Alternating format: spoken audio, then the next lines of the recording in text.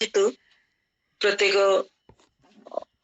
Lead करथिबा भाई भौणी को मध्य धन्यवाद दिए जेहेतु मते सुजोग देइछंती आ जीवित परमेश्वर को मध्य धन्यवाद दिए एई भोर सखाळे तांको निकटरे साक्षी हेबा पाई प्रभु मते साहाय्य करछंती सेथिबा जीवित परमेश्वर को धन्यवाद दिए।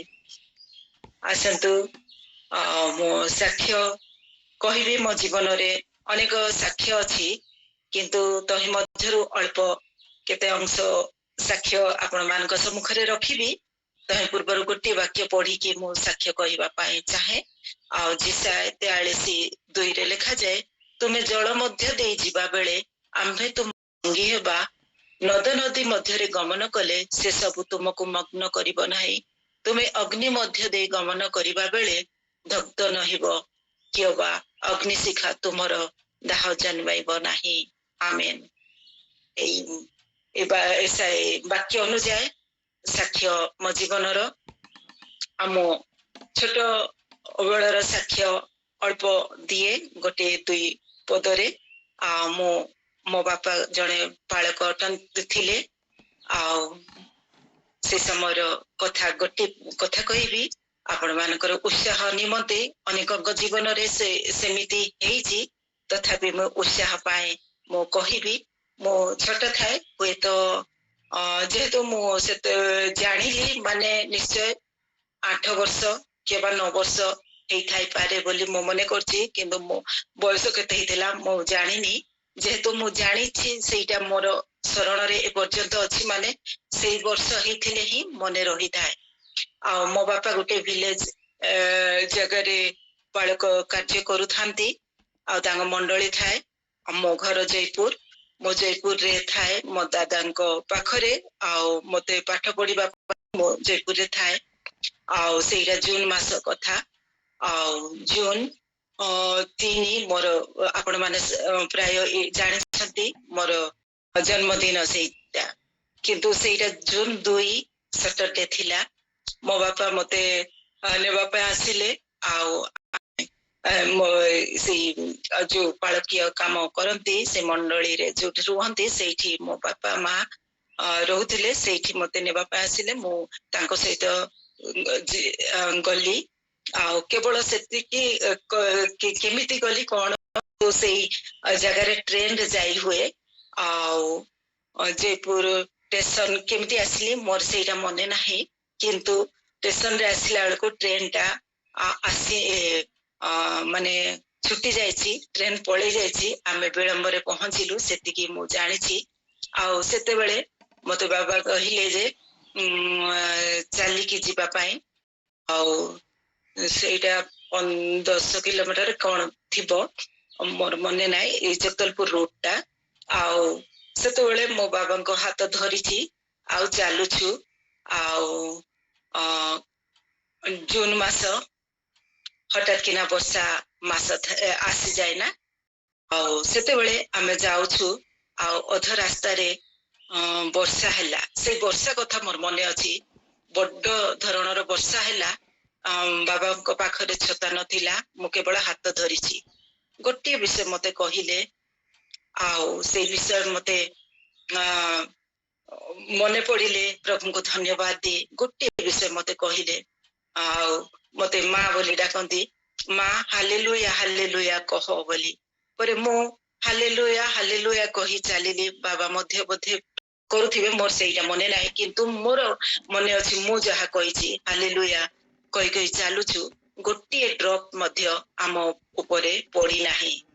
अल्प बाट गला परे गोटे गाँ से गाँ रे समस्ते पचारिले जेहेतु मो बापा गोटे शिक्षक थिले से जगह रे शिक्षक कार्य करू करू प्रभुंकर निकट हेई से शिक्षक को त्याग करी प्रभुंकर दास हेबा निमंते से मने करी ये कले सेथिबा सेठी गुरु बोली डाकुथिले सेटा मोर गोटे वर्ड मने अछि गुरु केमती आसुसंती आसिले छता नाई झियो को धरिकी आसिले किसी ओदा ही नांती आ कोन कहिले कि मोते आउ सेटा मने नाही किंतु मो सेटा जानिछि प्रभुंकर उपस्थिति आ केवल हालेलुया पदरे मो चलिछि आ वर्षा गोटे ड्रॉप मध्य आम उपरे पड़ी नाही।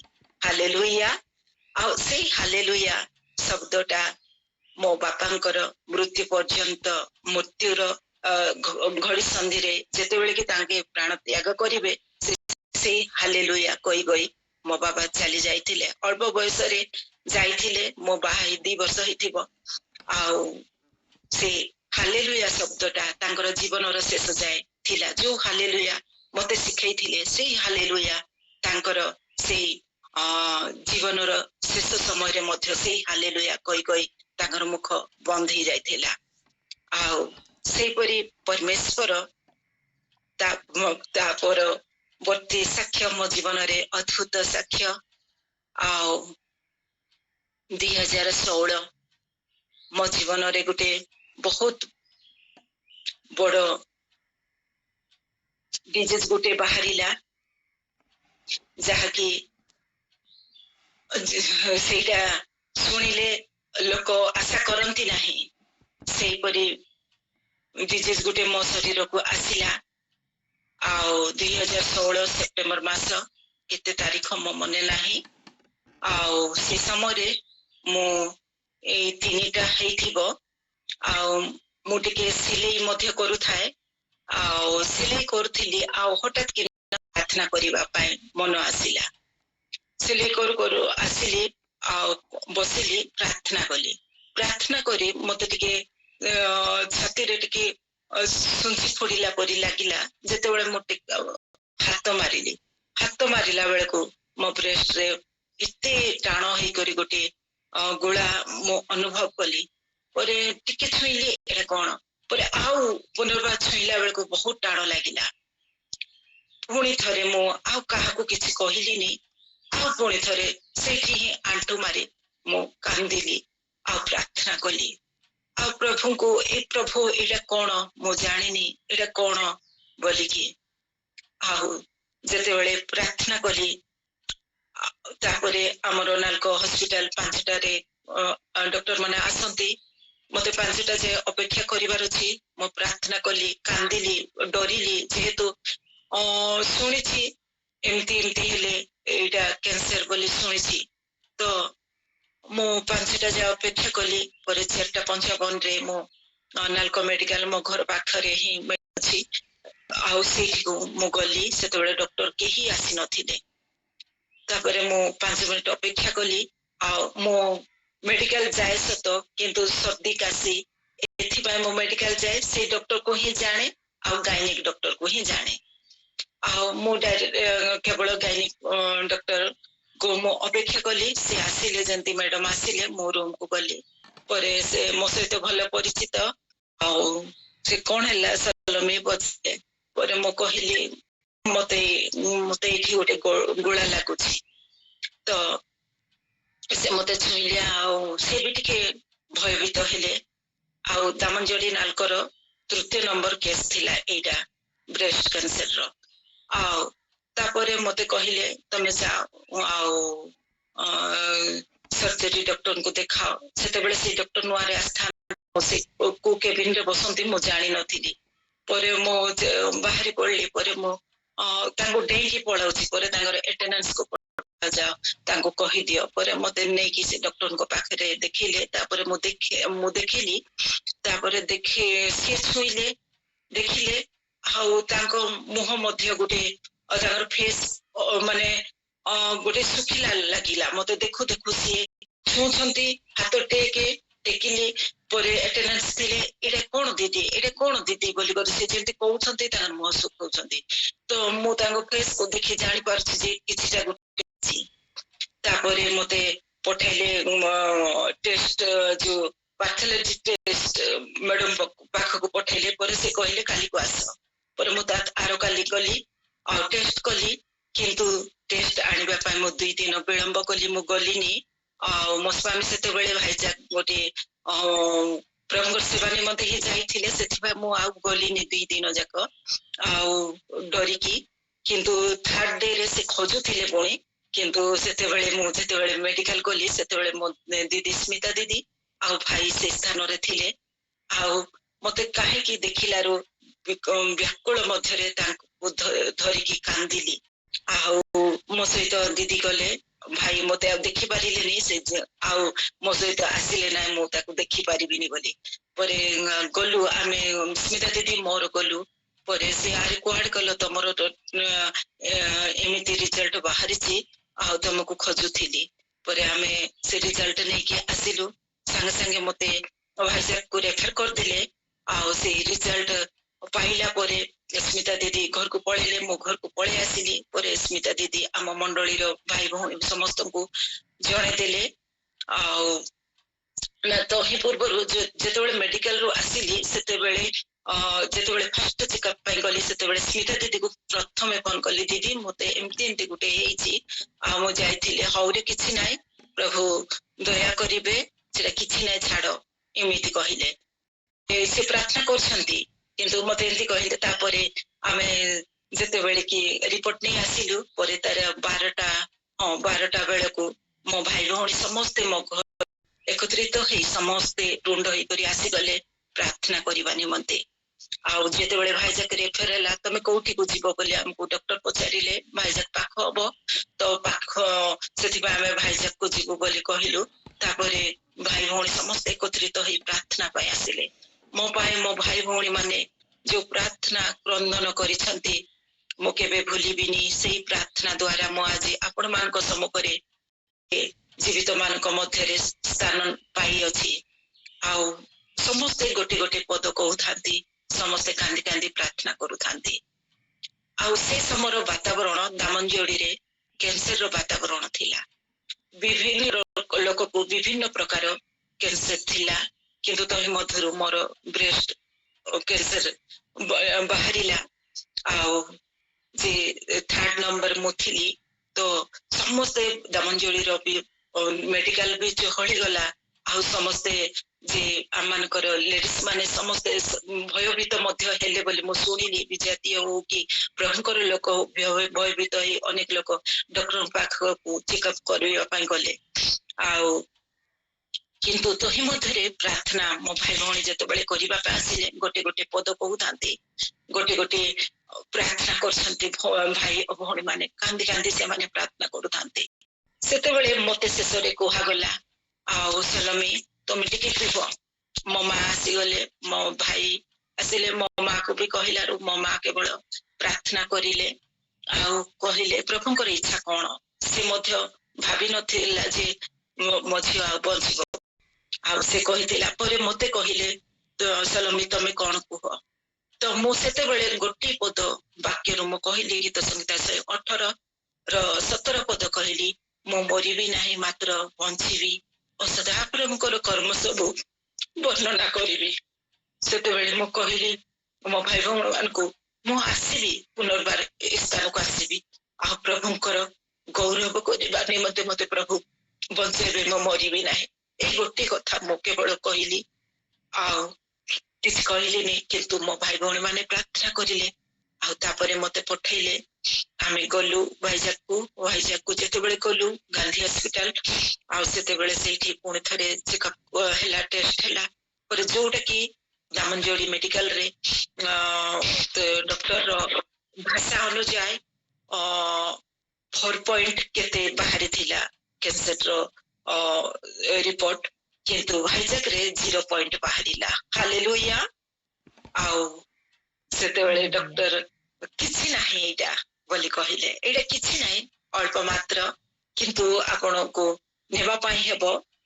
केमो नेबा पाई हेबो आ से गाटटा काढी देबा को हेबो तो मो कहिले तुरंत हां मो रेडी अछि करंतु आ प्रभुकर महिमा हो आ जोडा कि 0 पॉइंट को पळे आसीसी एहा केवल प्रार्थना द्वारा एहा केवल प्रभुकर से हस्त द्वारा आ प्रभु मते से परी पुनर्जीवित करिसंती आ सेतेबेले मोर ऑपरेशन हैला केमो नेली किंतु अनेक लोक कहते केमो नेला बेले बहुत कष्ट हुए किंतु मते गुटे सलाइन नेला तुल्य लागु थाए किछ कष्ट नाही केवल गोटे 2-3 घंटा टिके बांती हुए आ पूरी नॉर्मल हो जाए बहुत आ भल खिया पिया सब करे मो भाई भौणी माने समस्त मते खाद्य आनी जगै दियंती जेंती आसे आसु मते खाद्य आनी जगांती मो खाद्य भल रे खाए अन्य माने कहंती खाई पारुनु किंतु प्रभु मते ए परी ସାହାଯ୍ୟ କରିଛନ୍ତି ଆଉ ଦାମନଯୋଡ଼ିରେ ଯେତେ ଯୋଉ କ୍ୟାନ୍ସର ବ୍ରଣ ଥିଲା ଆଉ ଦୁନିଆରେ କେହି ରହିଲେ ନାହିଁ କିନ୍ତୁ ପ୍ରଭୁ ମତେ ଆପଣମାନଙ୍କ ସମ୍ମୁଖରେ ଠିଆ ହେବା ପାଇଁ ଜୀବିତ ମାନଙ୍କ ଦେଶରେ ବାସ କରିବା ପାଇଁ ପ୍ରଭୁ ମତେ ପୁନର୍ଜୀବିତ କରିଲେ ଆଉ ସେ କ୍ୟାନ୍ସରରୁ ଆଜି ରକ୍ଷା ପ୍ରାପ୍ତ ହେଇ ପ୍ରଭୁଙ୍କ ସେ ସାହାଯ୍ୟର ହସ୍ତ ଆଜି ପର୍ଯ୍ୟନ୍ତ ମୋ ପ୍ରତି ରହିଥିବା ହେତୁ ସେ ପ୍ରଭୁଙ୍କୁ ମୁଁ ଧନ୍ୟବାଦ ଦେ ଆଉ ସେଥିପାଇଁ ତ ଆଉ ଗୋଟେ ବାକ୍ୟରେ ଲେଖାଯାଏ ଗୀତ 41:10 ତୁମେ ଭୟ କର ନାହିଁ କାରଣ ଆମ୍ଭେ ତୁମ ସଙ୍ଗରେ ଅଛୁ ନିରାଶ ହୁଅ ନାହିଁ କାରଣ ଆମ୍ଭେ ତୁମର ପରମେଶ୍ୱର ଓ ତୁମର ଦକ୍ଷିଣ ହସ୍ତ ଧରି ଆମେ ତୁମକୁ ଉଠେଇବା ସେଇ ପ୍ରଭୁ ମତେ ଆଜି ସେ ଦକ୍ଷିଣ ହସ୍ତ ଧରି ମତେ ଉଠେଇଛନ୍ତି ଆପଣ ମାନଙ୍କର ସମ୍ମୁଖରେ ମତେ ରଖିଛନ୍ତି ଆଉ ଏ ଜୀବିତ ସାକ୍ଷ୍ୟ କହିବା ପାଇଁ ପ୍ରଭୁ ମତେ ଆଜି ଯେ ବଞ୍ଚେଇଛନ୍ତି ସେଥିପାଇଁ ମୁଁ ପ୍ରଭୁଙ୍କୁ ମହାନ ଧନ୍ୟବାଦ ଦିଏ ଯେ କି ଜୀବିତ ପ୍ରଭୁ ଆଉ ଅସମ୍ଭବକୁ ସମ୍ଭବ କରିବା ପ୍ରଭୁ ଅଟନ୍ତି ସେଥିପାଇଁ ପ୍ରଭୁ କହନ୍ତି ଆମର ଠାରେ କିଛି ଅସାଧ୍ୟ ବିଷୟ ଅଛି କି ବୋଲି ପଚାରନ୍ତି ତାଙ୍କ ନିକଟରେ କୌଣସି ବିଷୟ ଅସାଧ୍ୟ ନାହିଁ ସବୁ ବିଷୟ ସାଧ୍ୟ ଅଟେ ପ୍ରଭୁ ଆଜି ଯେ ଆମ ମାନଙ୍କୁ ମତେ ଏହିପରି ଅନେକ ପରିସ୍ଥିତି ଦେଇକରି ମତେ ଗତି କରିବା ପାଇଁ ପଡିଲା କିନ୍ତୁ ମୁଁ ସଦା ପ୍ରଭୁ ଯେ ମୋ ସହିତ ରହିଲେ ଆଉ ଯେତେବେଳେ ମୁଁ ମେଡିକାଲକୁ ଯାଏ ଅପରେସନ ଥିଏଟରକୁ ଗଲି ସେତେବେଳେ ମୁଁ ପ୍ରାର୍ଥନା କରିବି ତାପରେ ମତେ ଯାହା କରିବେ ମୁଁ ବସିଲି ପ୍ରାର୍ଥନା କରିଲି ସେତେବେଳେ ସର୍ଜରୀ ହେଲା ଆଉ ଯେତେବେଳେ ମୁଁ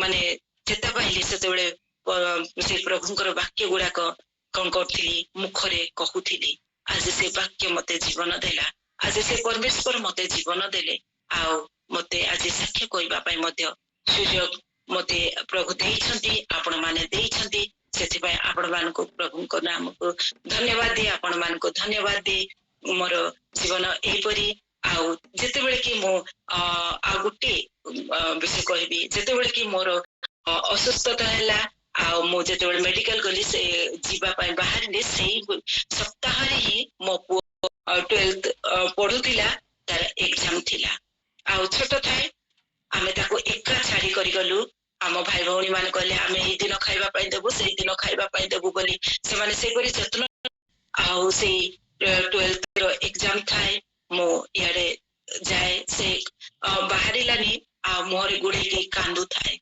ସେଇଟା ଦେଖିଛି ଆଉ କିନ୍ତୁ ସେ ଏକା ଥାଇ କରି ପ୍ରଭୁ ତାକୁ ଅନୁଗ୍ରହ କଲେ ଆଉ ମୋର ଟ୍ରିଟମେଣ୍ଟ 6 ମାସ ଚାଲିଲା ସେତି ଭିତରେ ତାର ବୋର୍ଡ ଏକ୍ଜାମ ମଧ୍ୟ ହେଲା ଆଉ ପ୍ରଭୁ ତାକୁ କଣ ଉଠେଇଲେ ଆଉ ଭଲ ମାର୍କ ଦେଇକରି ମଧ୍ୟ ସେ ପାସ୍ ଆଉଟ କଲା ଆଉ ପ୍ରଭୁ ତାକୁ ସେଇପରି ଅନୁଗ୍ରହ କଲେ ଆଉ ପ୍ରଭୁ ଯେ ତାର ମଧ୍ୟ ଭାର ବହନ କରିଲେ ମୋ ସହିତ ମୋ ପୁଅର ମଧ୍ୟ ଭାର ବହନ କଲେ ଆଜି ପ୍ରଭୁ ତାକୁ ମଧ୍ୟ ସୁନ୍ଦର ପାଠ ପଢିବା ପାଇଁ ମଧ୍ୟ ସାହାଯ୍ୟ କରିଛନ୍ତି ଆପଣ ମାନଙ୍କର ପ୍ରାର୍ଥନା ମଧ୍ୟ ରହୁ ତା ପାଇଁ ଗୋଟେ ଉତ୍ତମ ପ୍ଲେସମେଣ୍ଟ ମିଳୁ ଆଉ ଆମ ପରିବାର ପାଇଁ ମଧ୍ୟ ଆପଣ ମାନେ ପ୍ରାର୍ଥନା କରୁଥାନ୍ତୁ ଆଉ ମୋ ପାଇଁ ମଧ୍ୟ ସର୍ବଦା ପ୍ରାର୍ଥନା କରୁଥାନ୍ତୁ ପ୍ରଭୁଙ୍କ ଠାରେ ଏଇ ଛୋଟ ସାକ୍ଷ୍ୟ ମୁଁ ପ୍ରଭୁଙ୍କ ନିକଟରେ ରଖିଲି ଧନ୍ୟବାଦ ସୁଯୋଗ ଦେଇଥିବା ଆମେନ୍ Praise the Lord. Salome ଭଉଣୀ